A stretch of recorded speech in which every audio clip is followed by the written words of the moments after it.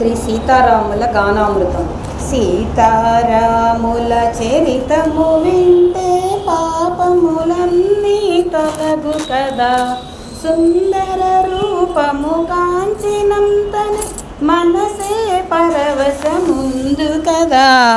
సీతారాముల చరితము వింటే పాపములన్నీ తొలగు కదా, సుందర రూపం కాంచినంతనే మనసే పరవశముందు కదా. ఇంద్రాది దేవతలు వైకుంఠమునకు అరుదించుట.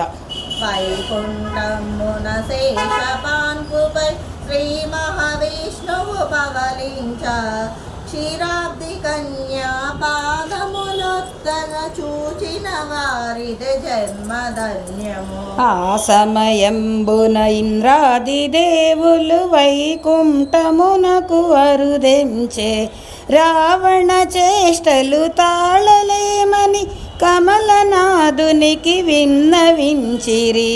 మందహాసముత పద్మనాభుడు వారి విన్నపము ఆలకించే, రావణ సంహారము చేసెదననుచు శ్రీపతి వారికి అభయము ఇచ్చెను. త్రేతాయుగమున సూర్యవంశమున అయోధ్య నగరమునందున దశరథునింట జన్మించదనని శ్రీ మహావిష్ణువు తెలిపెనుగా.